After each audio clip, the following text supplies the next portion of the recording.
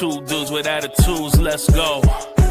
It's the two dudes and the attitudes, ruthless, aggressively speaking, so let's do this. We're Ryan and Denton, they here to get your attention. The 5-star broadcast, shit, start to the ending. Whether it's the E or it's all elite, the two dudes with the attitudes will bring the heat. Get the point, yeah, it's on, time to lock in. Listen to the podcast where they get it poppin'.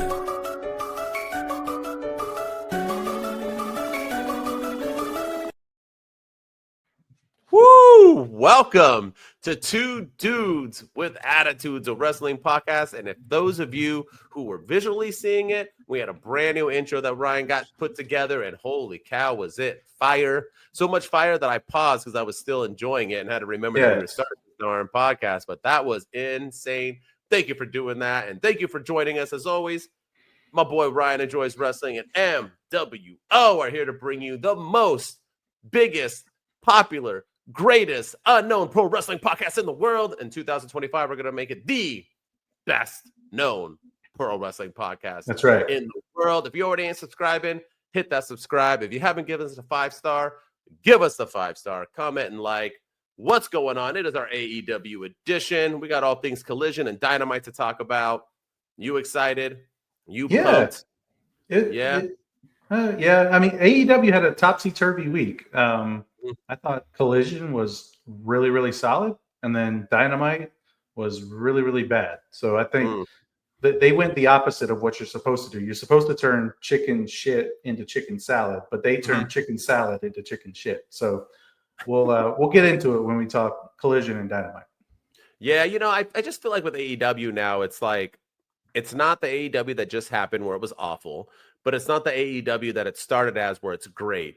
It's just, it happens. Like I watched Collision and I'm like, well, that was Collision. And I watched Dynamite and there's a few things, but I was like, well, that was Dynamite. There's nothing that like afterwards either way, except for something we will talk about that is like completely just like, holy cow, that was good. Like when I watch Raw or SmackDown, I'm always like, oh, shoot, we're going with this. Oh, we're going with that. And we'll get into all that. But do we have any news? I forgot to ask you before we jumped on. No news. No, I mean, ticket sales for this Grand Slam event have been god awful to the point where it was supposed to be, it's in Australia in 2 weeks. It was supposed to be in a stadium. I think it was supposed to be a pay-per-view. And then it got downgraded to like a smaller venue. And now they're not selling any tickets. And now it's not even airing. It's airing at like 10 p.m. on February 15th. Not even like it's airing the same weekend as the NBA All-Star game on the same channel. So they're going to get bumped, and it's been really, really poor. And I hate it because they got some good stuff on this card.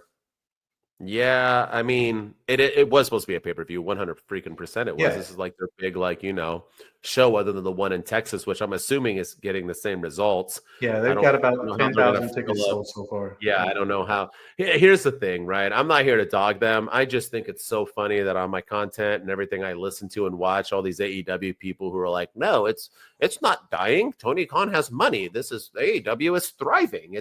You guys are idiots. It's not thriving, y'all. Like we want it to, but it isn't. So, but it is what it is. I'm still going to watch it. I'm still going to enjoy it. Let's get into it. We had Collision, baby. You ready? Always, man. Collision Saturday.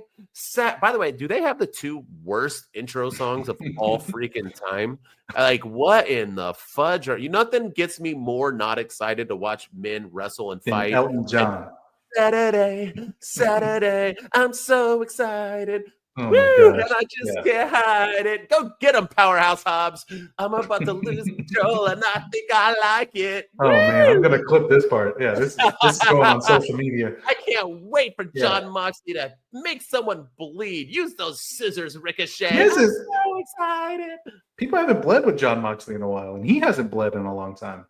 I wonder if that was a New Year's resolution for him, not to bleed. I mean, he doesn't wrestle anymore. He just comes out and punches somebody and then stares at homegirl like he's in love with her. He's looking at Marina Shafir like they Renee and homeboy with the mustache are in the back like, should we kiss? Because they look like they have something. But anyway, let's not get into that. Let's get into some Collision. Before we talk about the main event of what happened this week, possibly in all pro wrestling. Yeah. Let's first talk about something that I kind of enjoy, and I think you did too. So I'll let you start off with it. But we had some meat slapping meat. And I'm not talking about what Marina Shafir and John Moxley are doing. I'm talking about Big Bill and Powerhouse Hobbs. I flippin' dug it, and I didn't have it on my bingo card. What say you? Yeah, I was the same. When they announced on Dynamite that Powerhouse Hobbs was going to find Big Bill in the parking lot, I thought, oh gosh, it's going to be an ambush by the learning tree, and it was a way to get him out of the 12-man tag or whatever. But no, this was done really well. I mean, they continued fighting all throughout the night. It was really good. I was Big Bill.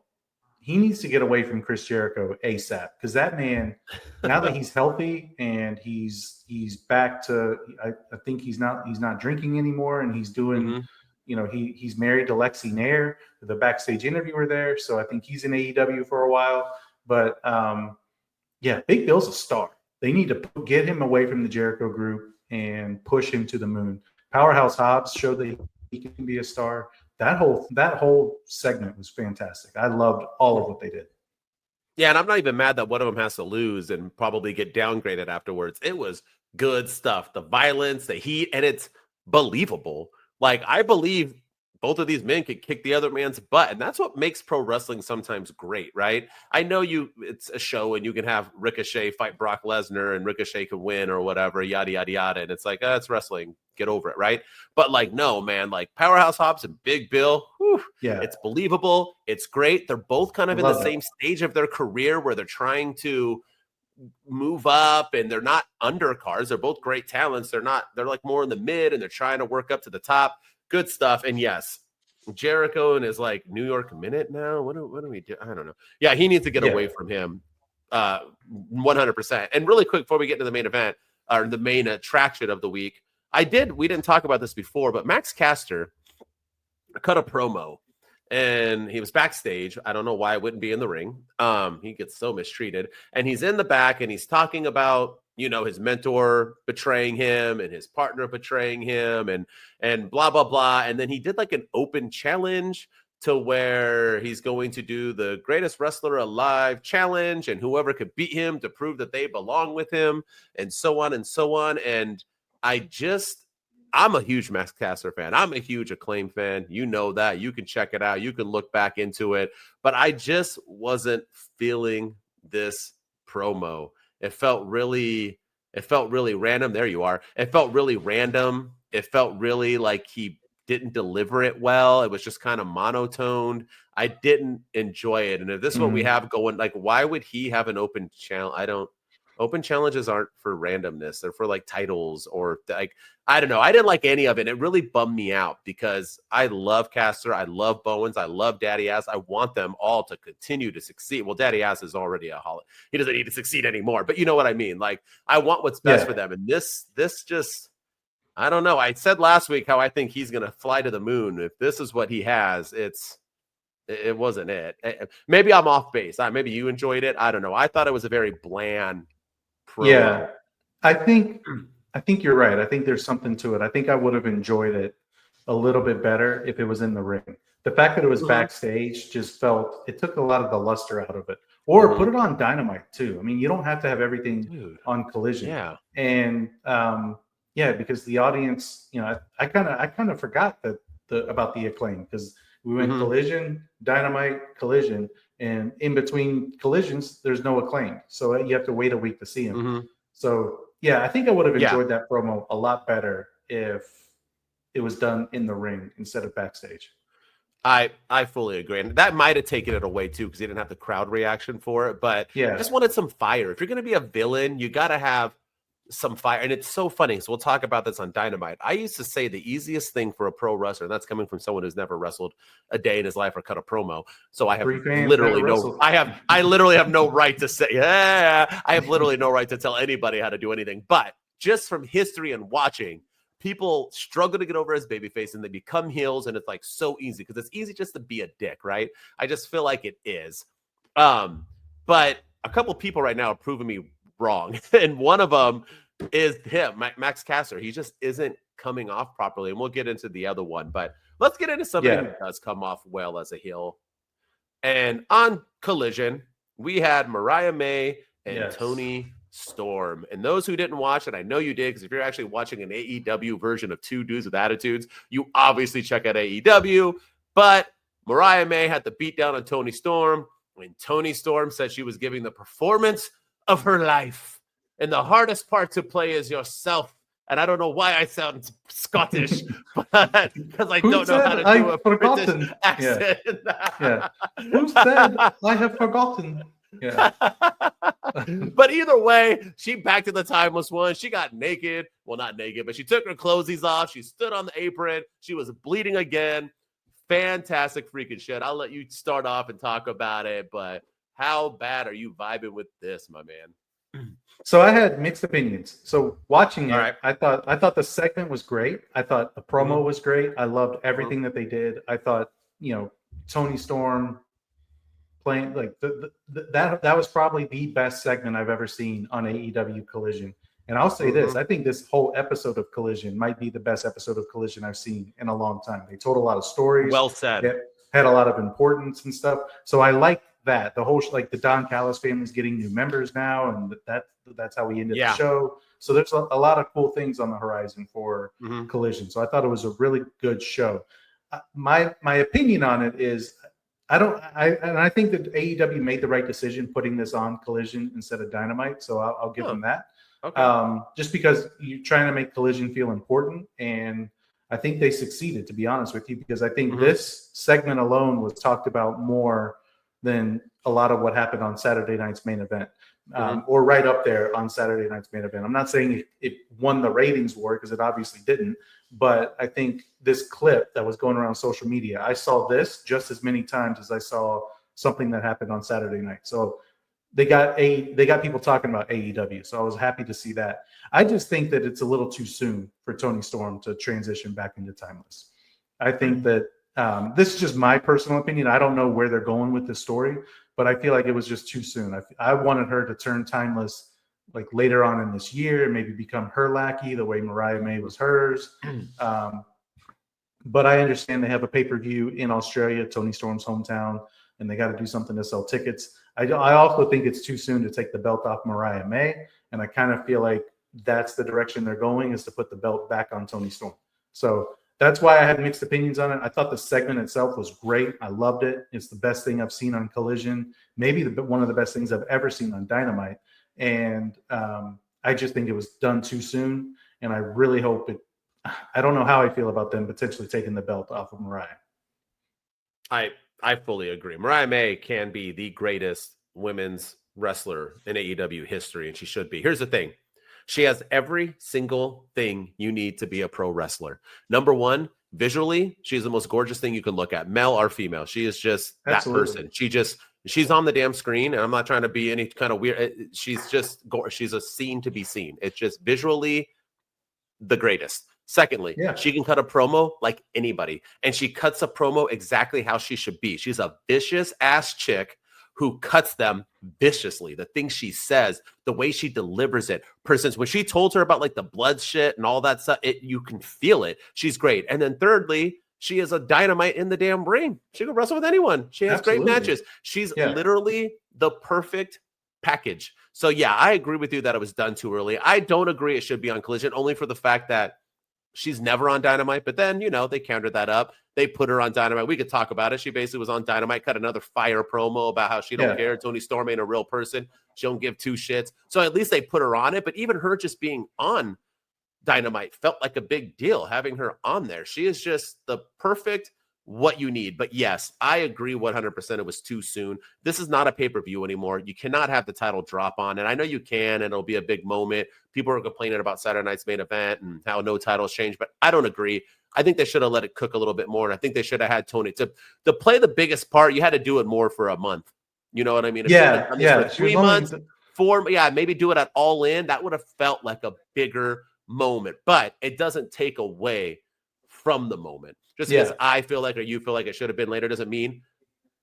In a week that we had Saturday night's main event, in a week where we had Jacob Fatu become a star, this segment with Toni Storm and Mariah May was the biggest segment in all of pro wrestling this week. So bigger than the Fatu moment, bigger than anything. That's how big these two girls are. So props to them, man. Collision was like the best episode. You are correct. Yeah, no, it was a solid episode. And again, I think that I like that the week before they're starting to make Collision feel a little bit more important, which I like. They're going to be in the ring again this Saturday on Collision. We're going to hear from Toni Storm instead of hearing it on. And like the week before, they had the Acclaim breakup on Collision, and then this week they have the Toni Storm reveal. So it's starting to feel like things are starting to cook a little bit on Collision compared to before, where it was like you could miss Collision and watch Dynamite and you have your whole week of AEW right there. Or you could skip Rampage and Collision and watch Dynamite.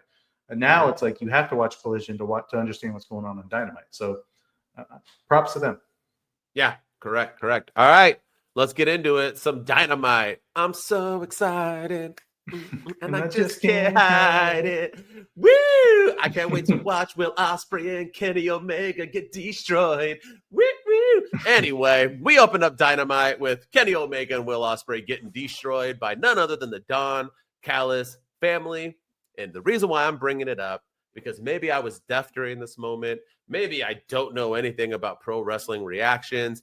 Maybe I just don't know diddly squat. I've only been watching it for 40 plus years, but I've never done it. So maybe I have no idea what the heck I'm talking about. Not all of us worked for OVW, so we're not all experts. But here's the thing, right? They were beating them down, and I honestly could hear somebody fart. There was zero reaction. So I felt like they had to beat them down again, and I can still hear people fart. Then they did like one more beatdown where Will Ospreay like covered. I'm so tired of AEW guys like or in WWE guys. They did in WWE where they have like no connection to each other, but now all of a sudden it's like, no, take me. Like when Randy Orton, Cody Rhodes had beef, and they were like, you watch it. And Randy Orton, like Cody Rhodes, like I fought Randy Orton. Like, why do I care? Oh, I mean, oh no, don't do it to Randy Orton. Like, why? Take me instead. Like, well, take my daughter, not Kenny Omega. Like, why does Will Ospreay care that? It was stupid, but the crowd did not give two shits, and it's a shame because Kenny Omega and Will Ospreay are probably, debatably, the two biggest stars in AEW, and you have them feuding with the tired, boring, I'm sorry to break it to you, TikTokers, Kyle Fletcher ain't it. These people, they're just not over. Even Homeboy's getting ruined. You know what I mean? Like, it's just they don't care anymore about the Don Callis family because they have run their course. Unless the secret guy in their group is, I don't know, Roman Reigns, they're not going to get over. It just is what it is. The crowd sat on their damn hands, showing Tony Khan that, hey, I'm glad you're trying stories, but you can't give us stories that happened for the past 2 years. You need to give us a new story. Am I wrong? I don't know. No, you're spot on. But also, we just talked about how great this episode of Collision was. And one of the highlights of this episode of Collision was Don Callis doing in a video vignette sitting at a table, and they're like, oh, the good thing there's only 5 of us. And he said, hey, who said there's only 5? As in hinting at new members joining the Don Callis family. And then you watch Dynamite, and there's no mention of any new members of the Don Callis family. They don't even have the new members coming up. And it's just continuation of stories is the most frustrating thing with AEW. So, I just think people just don't care. And I think it's also, not only do they not care, but like everything that's going on, we talked about it earlier with the ticket sales to this event. I mean, it's in Australia. So people in America, why do we care about this? And AEW clearly doesn't care. They haven't promoted it one time. They're in the arena. You see signs for All In Texas, and you see AEW Revolution. You don't see anything about. They even played a Revolution commercial during Dynamite, but you don't see anything about this Grand Slam event. And so, in my opinion, like hyping up a match that's happening at Grand Slam, I get you got to do what you got to do, but the crowd, you can't expect the people to care. And like to me, that's the biggest miss in all of this is just you haven't promoted this event whatsoever, and now but you expect people to care. Like, it's asinine to me. It really is. I'm going to that event, by the way. It's in LA, baby. I'm going to go to it. You going to come down? It's right before Mania. I don't know if you want to do both, but it's so funny. Tickets start at $45, and I was like, dope. That's how it should be. $45, let me in.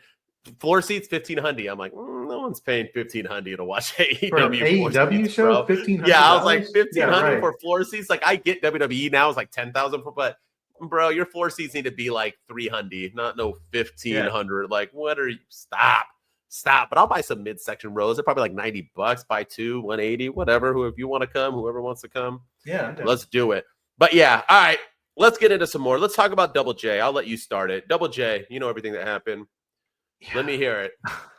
I will have different opinions, but let's hear I will say the crowd, we may not like Jeff Jarrett being in the main event scene, but the crowd seemed to be into him. They were chanting. They got more of he got more of a reaction than Kenny Omega and Will Ospreay did when they're beat down. Yes, they were actually chanting Double J. They were chanting, like they were into him. So maybe there's something there that we're not seeing. But I don't know. I don't understand why it took. Why Claudio had a hard time beating a 57-year-old or 87-year-old Jeff Jarrett in the middle of the ring. Why it took an interference from Jon Moxley in order to beat him. I don't understand. I don't get it. And what's the point? So this whole time he's like, I'm gonna win the AEW World Champion. What would have made more sense was for Jeff Jarrett to beat Claudio, and then he gets to the world title match against Jon Moxley, and then MJF cost him that match instead. Like this whole thing, just I don't understand what they're doing with it. They're all the double booking in AEW. They're back to that, by the way. We've got Moxley feuding with Jeff Jarrett apparently now, and he's feuding with Adam Copeland, and then you have MJF or Hangman Page looking for Swerve Strickland, but he's also MJF's feuding with Hangman Page now, and he's also feuding with Jeff Jarrett. It just I don't understand what's going on. It's just a lot of double booking. It's really confusing. All right, so I don't know if you know this about me, but I used to clean toilets for OVW, so I know a lot about pro wrestling. So I just want you to know. Enlighten me. Yeah, I clean toilets. Mold me. Yeah, thank you. I one time walked into a room to deliver coffee and donuts, and they were talking about scripting a promo, and I heard it for about 35 seconds. So I'm pretty much a flipping expert. So this is why I think they did it and why I think it worked. Okay, number one. Jeff Jarrett, even though I can't stand him, he's one of my least favorite pro wrestlers of all time. I can give two shits about him. I think he is not a legend. I don't think he really did anything. When he created TNA, all he did was push himself. He went to WCW to ride Vince Russo, who gave him title champ. He would never have grown as just who he was in promotions. But just because that's my opinion doesn't mean it's factual. People do like this man. And obviously Tony Khan and the wrestlers in the organization do.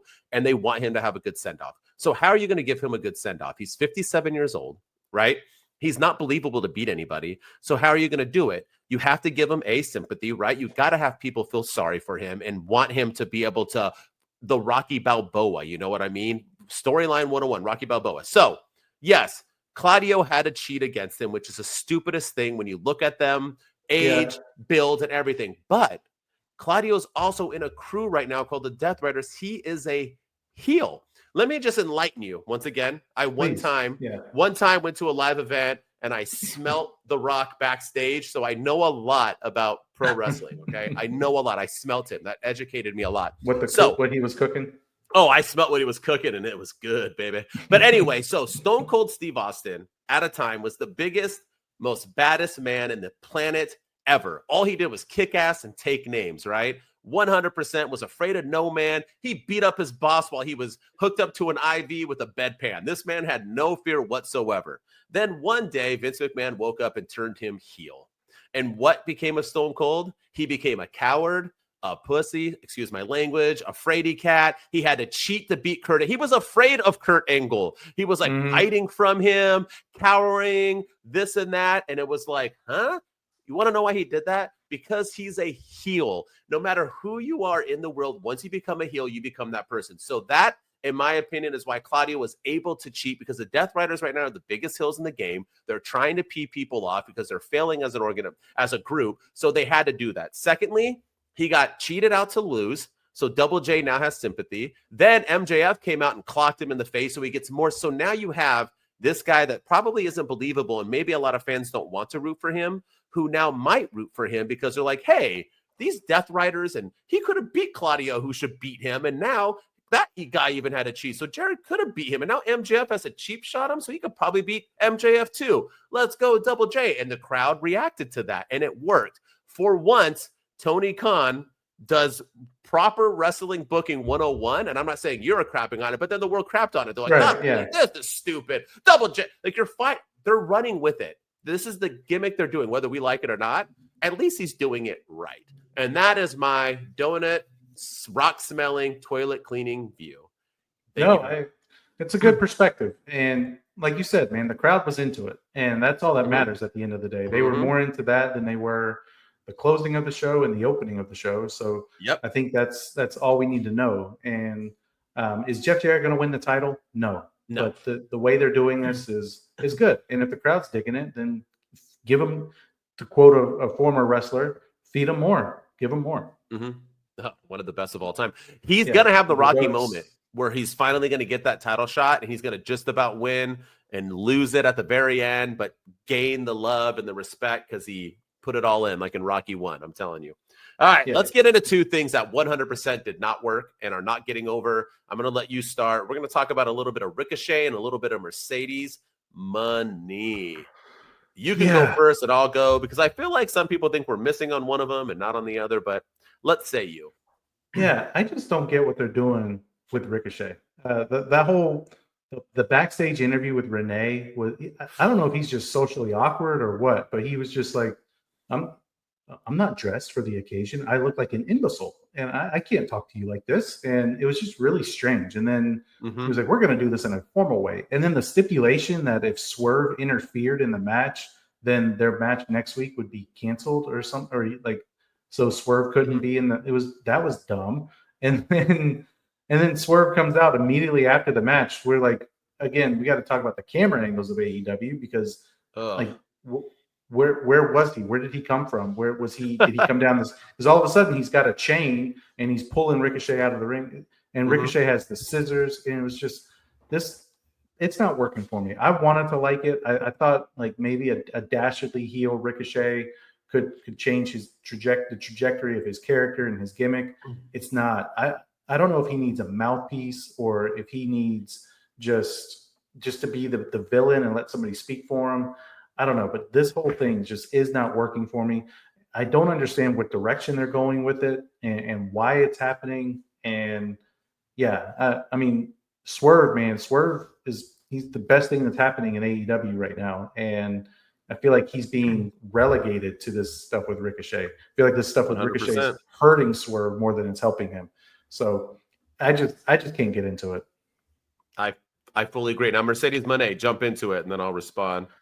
Yeah, we talked earlier about silence, and so first of all, I didn't work the toilets at OVW like you did, so I'm not a subject matter expert on this, but I feel like I would have ended the show with the most talked about segment from the previous week, which was the Toni Storm Mariah May thing. I would have ended the show with the Mariah May promo, and then had the Mercedes Moné match before that, or something along those lines. But what they did was they ended the show with Mercedes Moné. She wrestled somebody for the TBS championship and won the match, but there was no build to this match. There was no story to this match. There was no rhyme or reason for this match.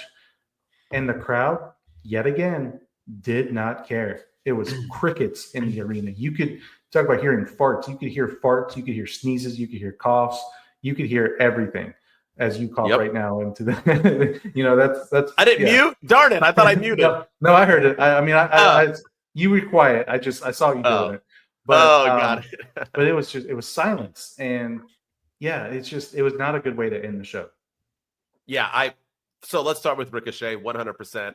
I want to root for him. I liked him in WWE. And I always thought he shouldn't cut promos. And he came to AEW and he's showing us why. For one, when you're that small and tiny, I've said this on TikTok and on this podcast already, he's not believable as a threat. For one, the scissors are stupid. You're not going to kill anybody. Get rid of them. You look like a moron. Secondly, also, that's the Acclaims thing. That's like, I can't get over that. That's their thing. Yeah. Like, give Max Caster the scissors and let him go after Anthony Bowens, and boom, you got something. Yeah, 100%. But this is just not, and then for it to be believable, then you have to be able to cut the promo and deliver it right. And he's just not. I didn't even get his line of I'm not formally like what. This is what you always wear. I'm so wait what? And I don't get why do you have to be formal? Is that like a thing? I don't. No one cuts promos in formal wear. That was the scheduled thing. So why were you dressed like that? Yes, you knew that interview was happening. Like None of it's working. And he tried to steal the people's elbow. That was that got zero pop. What are you doing? Like, do you have beef with The Rock? Why? I hope The Rock sues his ass. I just didn't like it. Nothing he is doing is working. And honestly, I'm going to say it right now. Swerve Strickland was legit the biggest thing. He carried AEW on his damn back for all of 2024. This is how you repay him. He's forgotten. Nobody even cares about him anymore. And I know the AEW hardcores are trying to defend this Ricochet stuff, but they're only doing that because they want to. It's not working. Mercedes money is not working. I'm sorry. And I'm going to say it right. Well, actually, I'll talk about it later. I'm going to talk about it, but it's just not working. And giving her more titles isn't, I think they thought like, oh, if we just pile her with titles and she'll get like real heat. She's not, she's getting X-Pac heat. And those of you that don't know what X-Pac heat is when you walk out to silence. She's walking out to silence. Tony Khan, look at the Don Callis thing. Silence. Look at the Mercedes Moné thing. Silence. You opened and closed your show with silence. Think about that. And AEW crowds are the loudest crowds in all of anything. Rock shows, concerts, comedy shows, wrestling events. AEW fans, I have gone to events where they got me chanting for shit that wasn't good. I'm like, yeah, fight forever. I'm like, this is vibes. Like, you got me hooked on it. Like, that's why I want to go to the AEW event out here. They're good, man. They're fun to watch because they're crowds. Yeah. That shows you how bad it is when those crowds are not chanting. Double huge misses. They got to figure something out. And Ricochet got silenced too. I'm sorry to break it to you. The crowd did not cheer for anything he did. Not the promo, not his match. No matter how good he is in the ring, people don't care because it's not working. Give him something else. This is why you shouldn't allow wrestlers sometimes to decide what their character is going to be, because sometimes wrestlers just aren't that. And Freddie Prinze Jr. said it all the time. There were some wrestlers that I had to write promos for. There were some that I didn't. And if I had to write it for you, that doesn't mean you're bad at anything. It just means that you can't write a promo, but you can deliver it. So here's the promo, deliver it. Some people need help. Some people don't. It's life. Doesn't make you any less of a man, but he just can't. It's just not working. Not working at all. I don't know what they're doing, but they got to figure that out because Mercedes is supposed to be their biggest star on the female side, and it's not working. And then Ricochet and Swerve is their biggest star on the men's side, and he's being repaid with this, and it's just not clicking. No, for sure. And rumor has it, Britt Baker's not around anymore because of Mercedes money. So now you're getting rid of talent. Yeah. And have you seen her? Holy crapola. All right, let's end on a high note. We got Hangman Page and MJF bumping into each other backstage. I know you love this a lot, so I'll let you start off. Let's go. I wouldn't say I loved it a lot, but it was. Oh, okay. I mean, he was because Hangman Page was on our screen for like 15 seconds looking for Swerve Strickland. And Renee was trying to get randomly. I think it's like the redemption arc for him, and he's like gonna go talk to him about their past, and hey, sorry I burned your house down type thing. I hope is it a Christopher Daniels retirement thing is like registering with them, but but this is 2 weeks in a row that they have sprinkled a tease of MJF versus Hangman Page, and I like how they're doing this. I like how they're setting this up. I thought, if you're going to do this, this is the way to do it. Get people interested, get people talking, and I want this match. I want this feud. These two guys are you could say that Hangman Page was the face of AEW from, its start all the way until he won the title. And then you can say that MJF is the face of AEW since he won the championship. And, or maybe he's the best thing that's ever happened to AEW. I mean, these two guys are arguably the faces of AEW. They're the originals of AEW. And let's get them in the ring together. Let's have them have a feud against each other. I think it would be fantastic. And I like how they're sprinkling it in and kind of teasing it without mentioning anything or saying anything. The one thing I didn't like, though, and I talked to you about this offline, was MJF's when he was doing his thing with Renee, he was like, oh, why does everybody love Hangman? Everybody loves Hangman. When Hangman does these things, he gets cheered. But when I do them, I get booed. It's the fickle fans. And the fans are just, the blah, blah, blah. I'm like, have you not been watching the product lately, man? Because everyone's booing. Like, Swerve broke into his house and threatened his child. But they cheered for Swerve and booed Hangman Page. So that whole little thing of MJF's didn't make any sense. But other than that aside, I dig the promo. I dig the feud. I want it to happen. Let's get this going, because this has feud of the year written all over it. Yeah, the funny thing was that MJF wants to be a heel. What does he even care? It was really weird quote. But yes, it was great. I was not a Hangman Page fan when he became the champion. I thought he was not ready. I thought his championship run showed it. I thought it was forced. He was trying to give people like Adam Cole and stuff to try to push him to where he really wasn't, and it didn't work. But now he has been cooking for the past year and a half. He has found who he is, that kind of evil character with the mustache. He is on damn fire. And if there's anybody I want to see wrestle, it's MJF and Hangman Adam Page. And Adam Page is he's gonna say, I mean, it can happen in 4 months, or it can happen at All In. I like that they're planting the seeds. Build the story. Yeah, build it. Like I said at the beginning, AEW just feels like it happened. Doesn't feel bad. Doesn't feel good. It's just I'm watching it, and it is what it is, right? But for them to get me over that is the stories. They need that. What was the only thing I was excited about all week? Mariah May and Toni Storm, because it's a story and it's being told well. Every story doesn't have to be that. Just like in WWE, every story didn't have to be the bloodline. But there were other stories involved that also intrigued us. That's what AEW needs to do. Don't put it all into one.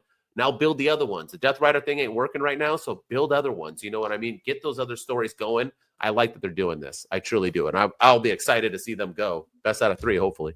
Yeah, absolutely. And make it a long-term feud. Don't do the one match and then move MJF over to the international title picture or something. Give us a long-term feud with these two guys, because it has potential to be what Swerve and Hangman was last year. For Sheezy. All right. That's the week of AEW. Collision and Dynamite. Now it's time to get into our segment where I know we got our man kicking those sweet rhymes. Unpopular opinion, time to get them. They ain't hating, just listen. If you don't agree, man, they get it. They gon' say it with their chest, even if you upset. They can take their heat, none of this, get some stress. This is something they been holding in. 2 dudes ain't afraid to tell them what it is. And you might even agree. So open up your minds, come and listen to the team. TK, you got money. Hire this dude right now to write your songs for Collision and Dynamite. Yes. He does the rap in hard rock. I know he does he does Marina Shafir's music. But now she doesn't have it anymore. Yeah, now she's just John Moxley's side chick. But yeah, no, they need to get like Raw and SmackDown. It doesn't always have to be the bum, bum, bum, bum, bum. It can just be rap. Like, you got to get pumped up. Like hearing that, imagine if he was like, hey, it's unpopular opinions. And they're gonna give them, hey, and if you don't agree, that's okay. If there's a team, whoo, they're a popular opinion. Like no one would, it wouldn't have the state. Yeah, it would have sucked. Like, hello, once again, AEW hardcore fans. It is good. That is a great intro. It doesn't always have to be pumped up. Yes, it does. When you start a football game, do they have that song? No. You got to get pumped up. I like that type of music. I love 80s music. You know when I don't play it? In my car. When I'm in my car, I want to bump some music. I'm either playing System of a Down or some Eminem. I want some hardcore. Yeah, I don't get need Eminem up there. Hey, I'm so excited. I don't need that. Anyway, get Eminem. Make the Collision of Losers, or make the song of Collision "Lose Yourself" by Eminem. That's a great song. Yeah, and that'll cost Tony Khan a lot of freaking money. Oh, of course. Yeah. He's got it, though. He got it. All right, let's get into it. Unpopular opinions. You heard our boy. You know what it's about. We're going to give an opinion that we assume nobody else agrees with, but we probably agree with it with each other. Ryan gets to go first. Let's hear it, my dude. All right, so we didn't really talk about this guy very much, but FTR cut a promo against John Moxley and the Death Riders when they were beating down Jay White. And apparently there's going to be a Mid-South street fight between the two teams or whatever. Cool. But my unpopular opinion is that Adam Copeland needs to get away from FTR. I personally feel like FTR is holding Adam Copeland back. I think inside there is that vicious man that had the live sex celebration, that beat the hell out of Randy Orton, that he was that sadistic bastard that he was in WWE, but FTR is just holding him back, and we're getting this watered down version of Adam Copeland because of FTR. He's trying too hard to be the good guy instead of going after, he should be beating down John Moxley every week. He should be beating down Claudio every week, but instead we're getting him and FTR. And FTR, why is FTR cutting the promo challenging the Death Riders? It should be Adam Copeland. Adam Copeland needs to get far away from FTR. I know rated FTR is a cool thing to put on a t-shirt and it's marketing, and I understand that. And I know these guys are really good friends in real life, and yes, kudos to them. And they live in the same city in North Carolina, woo woo. But at the end of the day, Adam Copeland needs to do his own thing, and he needs to be separated from FTR, and he needs to be individual and let the greatness that was Edge come out in Adam Copeland. Right now, he's being held back. You know what's funny about your opinion is that FTR is one of the best tag teams ever. Yeah, absolutely. Especially currently. But everyone they touch fails. They need to stop pairing up, but they need to go solo, or just anything that they touch is not gold. It sucks. And you're right. It's bringing down Cope. Also, can we work on you can't tell me a guy's name is something and then the announcers refuse to call him that. When they came out, they were like, "Rated our superstar, Adam Copeland." Like, if you're gonna call him, it's on his ring gear too. It says Adam Copeland. Yeah. What are we doing here? You can't change a name and then continue to call the guy that name. Like, Cody Rhodes didn't come out to Stardust gear when he what are you? It's so stupid. But yeah, I fully agree with you. I think that should be a popular opinion. I think it's a huge miss, and you're right. But I honestly think Cope is somebody who's suffering from not being in WWE. I think he's somebody who doesn't know how to cut a promo without it being scripted. I'm being dead serious. I'm not taking away from his legacy because he's one of my all-time favorites and he's a Hall of Famer through and through. But I feel like he's struggling in AEW, and it's not just FTR, it's him as well. I don't think he can. I think people want certain things and don't, like Ricochet. You want it, right? You want your freedom and to do everything else. It doesn't mean you can do it. And I think he's a prime example. He's not hitting in AEW, and I think that's why. Yeah, remember him and Ricky Starks? And he got all mad. That was with FTR. I know. Well, you're a dirty pants. Like it was vanilla just midget. It was awful. Awful term. And Ricochet, or not Ricochet, but even Ricky Starks was even like, dude, I could have murdered him, and I love him too much. I just was like, all right, let's stop, because I knew I was getting him. He said it on that Chris Van Fleet show. He was like, I could have got him.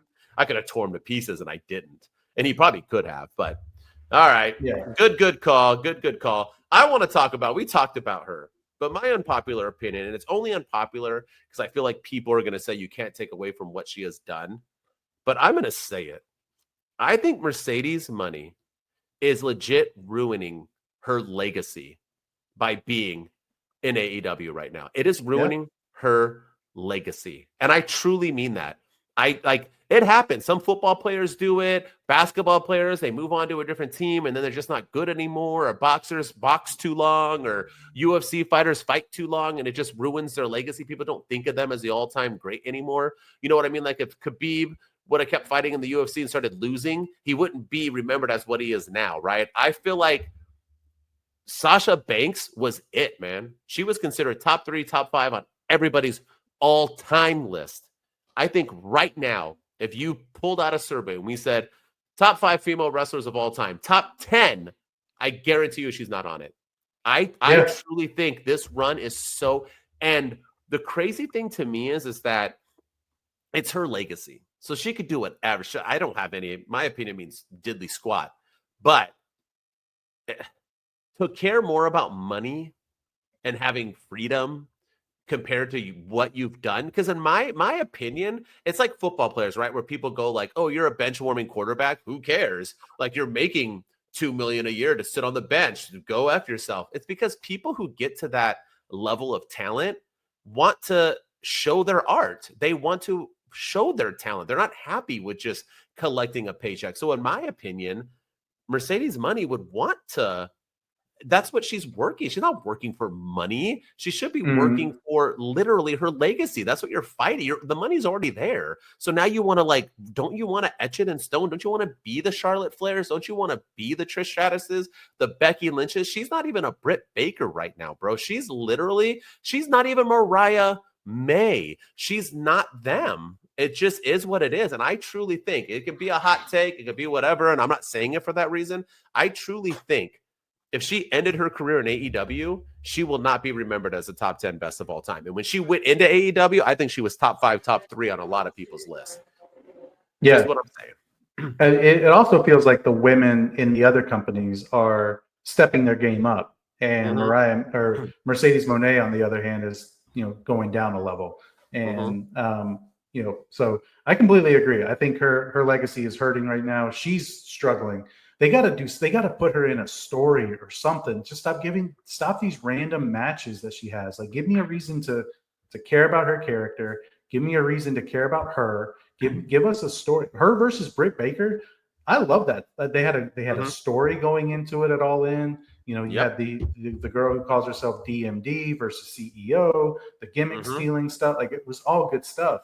And for whatever reason, they didn't follow up on it, and it's a shame because like, can Mercedes lose a match? It's okay to lose. It's okay to lose, but having her win, like, every time I see her, it's just I know it's a guaranteed win, and it's just she's not putting people over, so she's not helping anybody in AEW. I don't know. It's not working for me either. Yeah, it's all a miss. Ain't working for me, brother. All right. Yeah. Last one. What you got? So my other one is I've seen this discourse all over the internet that AEW is doing nothing but pushing the WWE talent, the ex-WWE talent. And my unpopular opinion is I don't care about that. I think it's actually the right thing to do for where they are right now. It's time for these ex-WWE guys and girls to step up. AEW is struggling. AEW has ratings problems. They have an attendance problem. They have an interest problem. So it's time for the Bobby Lashleys to step up. It's time for the Adam Copelands to step up. It's time for the John Moxleys to step up. I love Darby Allin. He's a great wrestler. He's a fantastic person, and whatever. But he's not a draw. Orange Cassidy, people aren't not taking anything away from him, but he's not a draw. People aren't paying pay-per-view money to go see Orange Cassidy wrestle. They're just not. But they'll go see Bobby Lashley. They'll go see John Moxley. They'll go see MJF. They'll go see Hangman Page, Kenny Omega. They'll go see just a lot of the ex-WWE talent that they're pushing. Mercedes Moné is another one. Just I'm okay with them pushing the ex-WWE talent the way that they are, because I think it's helping them. We had a really good, they're learning the ideas of stories. They're learning the ideas of promos. I think it's getting people interested. The crowds have been hot lately. I know they're in smaller arenas now, but I just think right now it's time for these ex-WWE talents. Some of these people main evented WrestleMania. Some of these people have been in crowds of 75,000. Some of these people were backstage behind the scenes in the WWE, in the quote unquote big leagues. So it's time for them to step up now. This is AEW is struggling.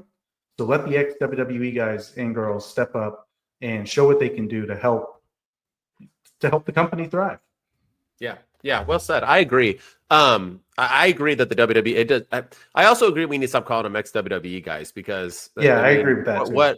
Where else are we pulling people from? I mean, just because they came from another organization means that like they're an ex-WWE. Like what are we doing here? Agreed. AEW has only been around for so long. You can't create everybody. But I have noticed recently, Jack Perry, Orange Cassidy, Danhausen, over a year, Darby, Ricky Starks, Warlord. I mean, all these people Sammy Guevara, all these people who have been AEW originals and created through AEW are getting zero airtime. And I do have a problem with that. I think the main thing is that, I mean, you do have some doing things. I mean, we got some cooking. We got Max Caster and Bowen starting things and everything. It's not like everybody's just Daniel Garcia. But we have to I think the main problem with AEW is the matches, man. You can't have 25-minute matches, all 15, 20-minute, like everyone having that. You got to give time for everybody. It's okay to have 10 to 12-minute matches and have a couple more of them to add in some more feuds and some more. I get that you're AEW, but obviously he's not trusting the AEW faithful anymore, because he is getting rid of the originals and bringing all the WWE wink, wink guys in, because they are going to draw and they are going to pop, but you have to also do it at the same time. It's like WCW. I know everyone craps on Bischoff, but he had Hogan, Macho Man, all the ex-WWE guys in the main event, Hall, Nash, but he did that while setting up building everybody else. The Goldbergs, the Cruiserweight divisions, the Disco Infernos, the Big Papa. He had all these other guys that he was building, getting them on TV because he had the main people who were bringing in the viewership. Use the ex-WWE guys to bring in the viewership, but then build your homegrown people as well, because that's what happened to WWE, man. They stopped building. And what happened for 10 years, 12 years at WWE? It sucked.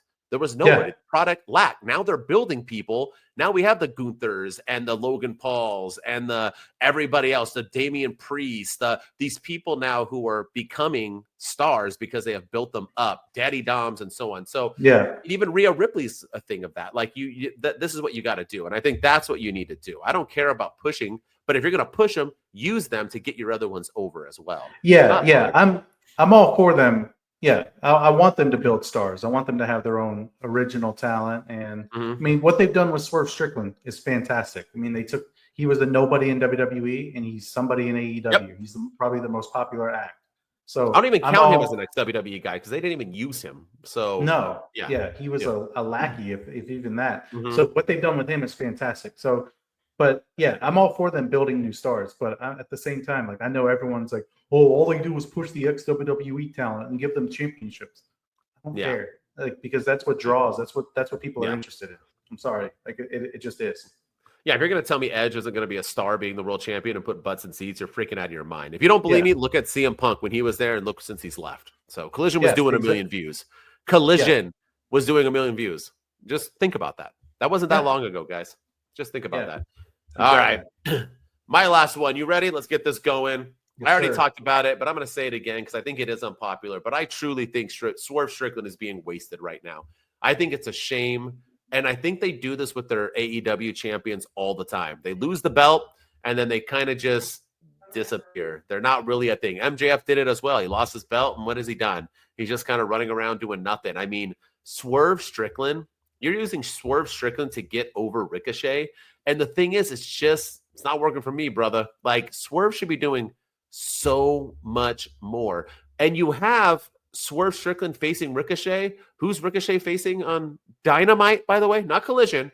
On Dynamite, where other people can't get matches in time. AR Fox, a guy who probably hasn't been on AEW television in 2 years. Let's put this old dude on here to wrestle Ricochet because I feel like that's going to be a great match.